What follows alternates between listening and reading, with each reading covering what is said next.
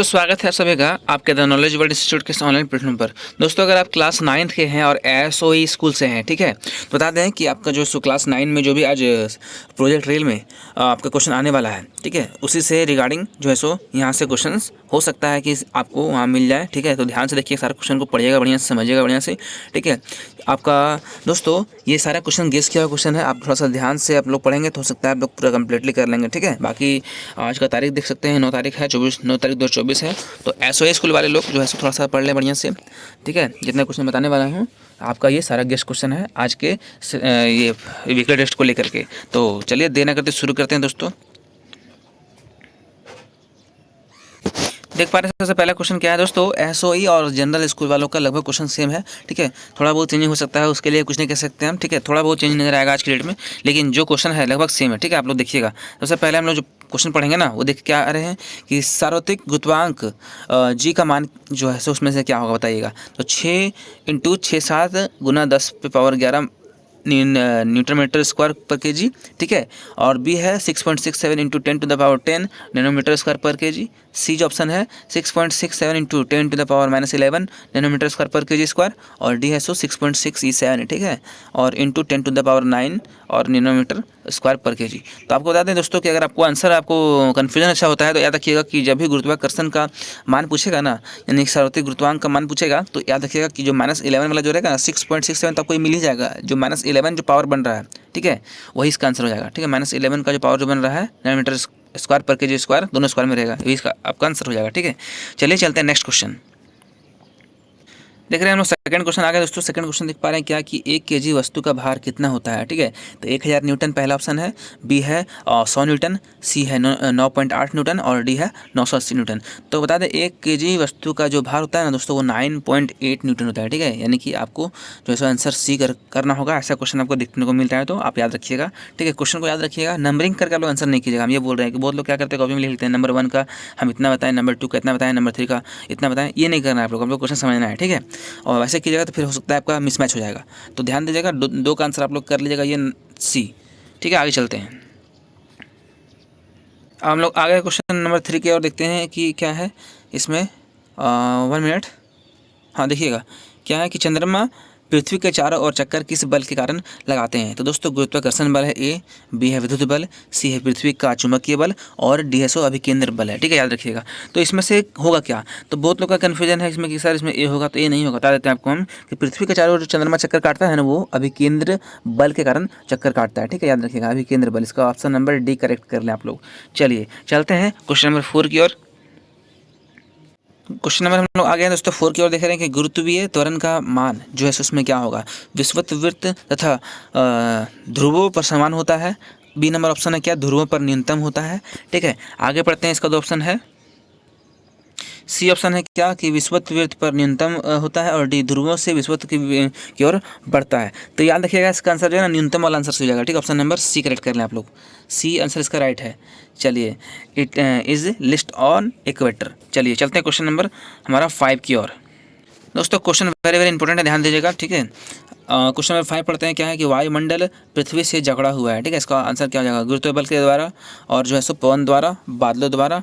ठीक है, और जो है दोस्तों अगला ऑप्शन क्या है, सो पृथ्वी के चुंबकीय बल द्वारा दिया हुआ है। तो आपको हम आगे नहीं दिख रहा ऑप्शन, तो उसको छोड़िए, इसको टेंशन मत लीजिए। याद रखिएगा कि गुरुत्व बल के द्वारा जो है पृथ्वी से जकड़ा हुआ है वायुमंडल। ठीक है, पृथ्वी से वायुमंडल या वायुमंडल से पृथ्वी जकड़ा हुआ है किस कारण से, तो गुरुत्वीय बल के कारण। ठीक है, याद रखिएगा ग्रेविटी हमारा धरती पे है ना, हमारा पृथ्वी पर क्या है, ग्रेविटी है। तो इसलिए इसका आंसर क्या हो जाएगा दोस्तों, ऑप्शन नंबर ए।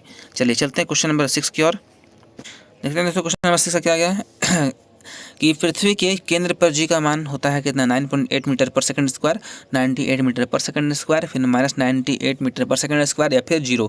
डी। तो आंसर डी करेक्ट कर लें। जब भी पृथ्वी के केंद्र पर यानी कि सेंटर पर जो है सो ग्रेविटेशन का फोर्स पूछेगा ना, उसका मान जो होता है ग्रेविटी फोर्स का, चाहे ग्रेविटेशनल फोर्स का, तो 0 होता है। ठीक है, याद रखिएगा कहाँ पर, तो पृथ्वी के केंद्र पर। याद रखिएगा, थोड़ा सा हम जल्दी बोल सकते हैं दोस्तों क्योंकि वीडियो जल्दी आप लोगों को देना है। ठीक है, तो मेरा थोड़ा स्पीड को देखते हुए आप लोग थोड़ा ध्यान सुनिएगा, नहीं तो फिर वीडियो का जो है सो स्पीड होता है उसको स्लो कर दीजिएगा। हाँ, चलिए चलते हैं क्वेश्चन नंबर 7 की ओर। क्वेश्चन नंबर 7 में आ गया दोस्तों। देख रहे हैं क्या कि संबंध F = G mm पर डी स्क्वायर में राशि जी है। तो जी है दोस्तों क्या कि परीक्षण स्थल पर जी के मान पर निर्भर करता है और का उपयोग दो द्रव्यमानों के में से एक पृथ्वी होने पर ही किया जाता है। और सी है पृथ्वी की सतह पर अधिकतर होता है। और जो ऑप्शन नंबर डी है दोस्तों वो क्या है कि प्रकृति का सार्वत्रिक नियतांक है। तो ऑप्शन नंबर हमने डी जो पढ़ा वही आंसर है दोस्तों, प्रकृति का सार्वत्रिक नियतांक है। ठीक है, ये वाला फॉर्मूला याद रखिएगा, यानी कि is universal constant of nature का जो है ये ऑप्शन दे रहा है, यही करेक्ट हो जाएगा। ठीक है, ऑप्शन नंबर डी करेक्ट कर लें 7 का आंसर। चलिए चलते हैं अगले क्वेश्चन की ओर। दोस्तों क्वेश्चन नंबर 8 देख रहे हैं, बहुत ही इंपॉर्टेंट क्वेश्चन है कि पृथ्वी के केंद्र पर किसी वस्तु का भार कितना होता है। अभी हमने इसी क्वेश्चन को पढ़ा था थोड़ा अलग स्टाइल में, पता है ना, तो वही क्वेश्चन यहाँ फिर से आ गया। 9.8 न्यूटन और 64 न्यूटन पृथ्वी के सतह के भार का 1/4 भाग और शून्य। याद रखिएगा पृथ्वी के केंद्र पर जब भी हमारा जो है सो वस्तु का भार पूछेगा, चाहे गुरुत्वाकर्षण पूछेगा, तो 0 रहेगा, शून्य रहेगा। Option number D, option number D correct कर लें। हाँ, ऑप्शन नंबर डी सही हो जाएगा। चलिए इसका आंसर क्या कर लीजिएगा आप लोग, डी, शून्य। चलते हैं क्वेश्चन नंबर 9 की ओर। जैसा कि देख रहे हैं क्वेश्चन नंबर 9 क्या है कि रॉकेट किसके संरक्षण के सिद्धांत पर कार्य करता है। तो ए द्रव्यमान संरक्षण के सिद्धांत पर, और बी है सो ऊर्जा संरक्षण के सिद्धांत पर, सी है संवेग संरक्षण के नियम पर, और डी है सो वेग संरक्षण के नियम पर। तो याद रखिएगा जो ऑप्शन नंबर आप देख पा रहे हैं कि सी है ना, संवेग संरक्षण के नियम पर, चाहे संवेग संरक्षण के सिद्धांत पर, इंग्लिश में बोलते हैं मोमेंटम। तो इसी पर जो है दोस्तों रॉकेट उड़ता है, रॉकेट कार्य करता है। ठीक है, ऑप्शन नंबर सी करेक्ट कर लें आप लोग। चलिए चलते हैं अगले क्वेश्चन की ओर। क्वेश्चन नंबर हम लोग 10 में आ गए दोस्तों। देख रहे हैं क्या गुरुत्वीय बल का ऐसा ही मात्रक क्या है। डायन, न्यूटन, न्यूटन सेकंड और केजी मीटर पर सेकंड। याद रखिएगा गुरुत्व का जो है सो यहाँ पे ऐसा ही मात्रा हो जाएगा न्यूटन, ऑप्शन नंबर बी। ठीक है, ऑप्शन नंबर बी करेक्ट कर लें आप लोग। अगर आपका यहाँ पे जब भी बल पूछेगा तो बल का मात्रा क्या होता है, न्यूटन होता है। ठीक है, इसीलिए ऐसा ही गुरुत्व बल का मात्रा न्यूटन हो जाएगा। ऑप्शन नंबर बी करेक्ट कर लें 10 का। चलिए चलते हैं अगले क्वेश्चन की ओर। अगला क्वेश्चन देख रहे हैं दोस्तों, क्या लिखा हुआ है कि गति के तीसरे नियम के अनुसार क्रिया एवं प्रक्रिया जो है ना वो क्या होती है, सदैव एक ही वस्तु पर लगती है, या फिर सदैव दो भिन्न वस्तुओं पर विपरीत दिशाओं में कार्य करती है, या फिर सी के परिणाम की दिशा के समान होती है। ठीक है, और डी थोड़ा सा पढ़ते हैं दोस्तों। डी देख रहे हैं क्या है कि किसी भी एक वस्तु पर एक दूसरे के अभिलंबवत कार्य करती है। तो इसका आंसर जो हो जाएगा दोस्तों ऑप्शन नंबर सी हो जाएगा। ठीक है, सी नहीं, 1 मिनट,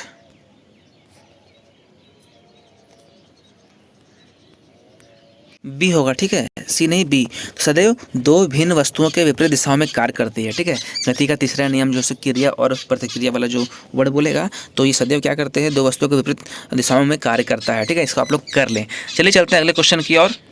नेक्स्ट क्वेश्चन देख रहे हैं दोस्तों, क्या है कि निम्नलिखित में कौन ऊर्जा का मात्रक नहीं है। जूल, न्यूटन मीटर, आगे का पढ़ते हैं ये ऑप्शंस, किलोवाट और किलोवाट घंटा। तो इसका आंसर हो जाएगा दोस्तों ऑप्शन नंबर सी। ठीक है, किलोवाट। ठीक है, ऑप्शन नंबर सी करेक्ट कर लें। ये है सो हमारा बल का जो है सो क्या था क्वेश्चन, ऊर्जा का मात्रक। ठीक है, ऊर्जा का मात्रक नहीं है ये क्वेश्चन था, ऊर्जा का मात्रक कौन नहीं है, तो किलोवाट जो है सो उसका आंसर हो जाएगा ऑप्शन नंबर सी। ठीक है, चलिए चलते हैं नेक्स्ट क्वेश्चन की ओर। हमारा नेक्स्ट क्वेश्चन देख रहे हैं दोस्तों, क्या है कि घर्षण बल किस दिशा में कार्य करता है। तो वस्तु को धकेलने की दिशा में, वस्तु को धकेलने की विपरीत दिशा में, और वस्तु के ऊपरी भाग में, और ए और बी दोनों। ठीक है, तो घर्षण बल किस दिशा में कार्य करता है दोस्तों, वस्तु को धकेलने की विपरीत दिशा में। याद देखिए ऑप्शन नंबर बी करेक्ट है, बी आप लोग सही कर लें। यानी कि घर्षण बल हमेशा विपरीत दिशा में काम करता है, हम जिधर फोर्स करते हैं उसके विपरीत काम करता है, यानी धकेलने के विपरीत दिशा में। ठीक है, चलिए क्वेश्चन नंबर हमारा जो है दोस्तों ये था हमारा 10। ठीक है, आगे चलते हैं। देख रहे हैं दोस्तों हम लोग आ गए सब्जेक्टिव क्वेश्चन की ओर। सब्जेक्टिव क्वेश्चन में क्या है कि what is universal law of gravitation. ठीक है, न्यूटन के गुरुत्वाकर्षण के नियम को समझाइए। तो हम अपने आपको जो है सो डायरेक्टली हम आंसर की ओर ले चलते हैं। ठीक है, गुरुत्वाकर्षण के नियम को समझिए, आप लोग उसको लिखिएगा। मैं कह रहा हूँ दोस्तों बार बार कि आप मेरे क्वेश्चन का नंबरिंग मत जाइए। ठीक है, जो क्वेश्चन मैं पढ़ा रहा हूँ ये आपके लिए वेरी वेरी इंपॉर्टेंट है, इतना आप जान लीजिए। ठीक है, सीरियल वाइज मैं नहीं बता सकता। ठीक है, बाकी क्वेश्चन जो है सो मैं गेस कर रहा हूँ, इससे क्वेश्चन 90% आपका जो सही से आएगा, आप ये चीज़ को ध्यान में रखें।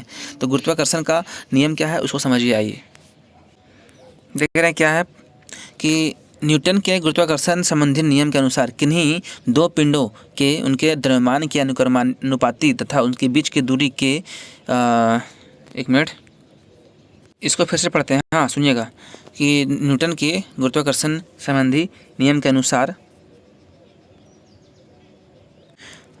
दो पिंडों के बीच कार्यरत गुरुत्वाकर्षण बल, ठीक है,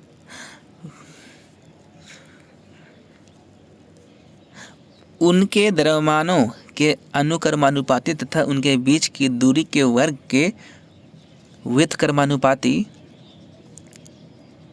होता है। यह बल दोनों पिंडों को मिलाने वाली रेखा की दिशा में लगता है। ठीक है, इसको आप लोग कर लें। अगला क्वेश्चन देख रहे हैं क्या कि जड़त्व से आप क्या समझते हैं। किसी वस्तु का वह गुण जिसके कारण वह अपनी विराम अवस्था अथवा एक समान गति की अवस्था बनाए रखता है। ठीक है, ये रखता हो जाएगा, उसे क्या बोलते हैं, जड़त्व का नियम। तो कोई वस्तु है तो अपना वो एक ऐसा गुण जिसके द्वारा वो अपना विरामावस्था या तो फिर गति की अवस्था में अपने स्थिति को बनाए रखता है, वो क्या जड़त्व का नियम है। चलिए चलते हैं अगले क्वेश्चन की ओर। अगला दोस्तों क्वेश्चन है कि आर्किमिडीज का सिद्धांत क्या है। तो जब कोई वस्तु किसी द्रव या गैस में पूर्णतः या अंशतः डुबाई जाती है तो उसके भार में आभासी कमी आ जाती है जो वस्तु के डूबे भाग द्वारा हटाए गए द्रव तथा गैस के भार के बराबर होता है। तो उसको बोलते हैं आर्किमिडीज का सिद्धांत। ठीक है, इसको आप लोग कर लें। चलिए चलते हैं अगले क्वेश्चन की ओर। क्वेश्चन है दोस्तों कि एक जूल को परिभाषित करें। ठीक है, एक जूल कार्य की वह मात्रा है जो एक न्यूटन के बल द्वारा बल की दिशा में 1 मीटर विस्थापित होता है। यानी कि बल की दिशा में 1 मीटर जो स्थापित होता है 1 न्यूटन बल के द्वारा कोई भी कार्य करने पर, मतलब एक जूल का मतलब कार्य की वह मात्रा है जो 1 न्यूटन बल से वो बल की दिशा में कोई भी वस्तु 1 मीटर विस्थापित हो जाएगा, उससे बोलते हैं जूल। ठीक है, तो जूल को जैसे दिखाते हैं। चलिए चलते हैं अगले क्वेश्चन की ओर। दोस्तों हमारा नेक्स्ट क्वेश्चन देख रहे हैं क्या है कि उत्प्लावकता क्या है। ठीक है, उत्प्लावकता क्या है, आपको हम डायरेक्टली दोस्तों क्वेश्चन नहीं दिखा रहे हैं, डायरेक्टली आंसर दिखा रहे हैं। ठीक है, तो आपको जो मैं डिस्कशन यहाँ करवा रहा हूँ वो सारे क्वेश्चन को देखने को मिलेंगे। ठीक है, 90% समय लिए आपको यहाँ से मिलेगा। ठीक है, इसके लिए नो डाउट। चलिए आगे बढ़ते हैं। द्रव की उसमें रखी हुई किसी वस्तु के ऊपर मुखी बल लगाने की प्रवृत्ति उत्प्लावकता कहते हैं। ठीक है, थोड़ा सा आगे समझते हैं। देखिए आपको समझ में आ जाएगा कि उत्प्लावकता क्या है। जब किसी वस्तु को द्रव में डुबाया जाता है तो वस्तु पर ऊपर की ओर एक बल लगता है, उसे उत्प्लावन बल यानी कि बायोनेट फोर्स कहते हैं। उत्प्लावन बल के द्वारा ही हम जल में तैरते हैं या तैर पाते हैं और जहाज भी जल में तैर पाता है। यानी कोई भी चीज़ अगर पानी में तैर रहा है तो उत्प्लावकता या फिर उत्प्लावन बल के कारण तैर पाता है। ठीक है, तो दोस्तों यही सब चीज़ आपका क्वेश्चन एग्जाम में आज रहेगा। ठीक है, सब क्वेश्चन को थोड़ा बढ़िया से देख ले।